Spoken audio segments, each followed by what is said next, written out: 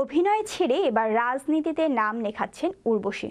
সম্প্রতি Jahangir national university সিনেমার প্রচারণায় বেরিয়ে এমনই দাবি করেছেন এই অভিনেত্রী। তবে কি এবার ভারতের আগামী লোকসভা নির্বাচনে প্রার্থী হচ্ছেন উর্বশী? বিস্তারিত থাকছে ডেস্ক রিপোর্টে।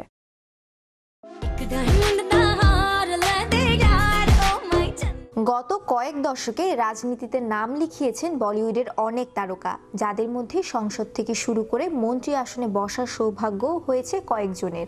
অগ্রজ সেই সব অভিনেতা থেকে অভিনেত্রীর পথ অনুসরণ করে এবার রাজনীতির ময়দানে পা রাখতে যাচ্ছেন উর্বশী রাউতেলা।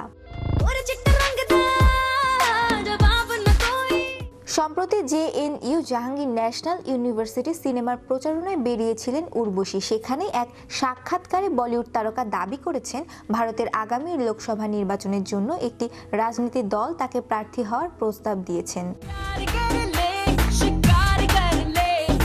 তবে কোন দল তা উল্লেখ করেননি। উর্বশী বলেন, আমি টিকিট পেয়ে গিয়েছি, এবার আমাকে সিদ্ধান্ত নিতে হবে আমি রাজনীতিতে নামবো কিনা। আমি এতদিন আমার অনুরাগীদের জন্য সব করেছি, এবার তারাই বলুক আমার কি করা উচিত। তবে রাজনীতিতে যোগ দিলে সৎ রাজনীতিবিদ হব। এদিকে উর্বশীর একটি ভিডিও ভাইরাল হয়ে পড়েছে, যেখানে অনুরাগীদের উদ্দেশ্যে তাকে বলতে দেখা গেছে রাজনীতিতে পা রাখবে কিনা সিদ্ধান্ত নিতে পারছেন না। এই বিষয়ে সবার মতামত জানতে চান, প্লিজ কমেন্ট করে জানান। ভিডিওটিতে উর্বশীর এমন অনুরোধ হাসির খোরাক হয়ে উঠেছে নেটিজেনদের কাছে। বলিউড বাসিন্দারাও মেতে উঠেছেন আলোচনা সমালোচনায়। কেউ আবার কটাক্ষ করে বলেছেন রাজনীতি কোনো খেলা নয়, জানি লোকজনকে জিজ্ঞেস করতে হবে মাঠে নামবো কিনা।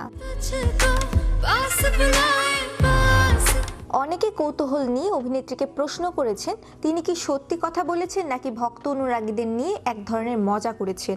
এমন আরও কিছু প্রশ্ন প্রতিনিয়ত ছুটে আসছে উর্বশীর দিকে, কিন্তু এখন তিনি পুরোপুরি মুখে কুলুপেটে আছেন।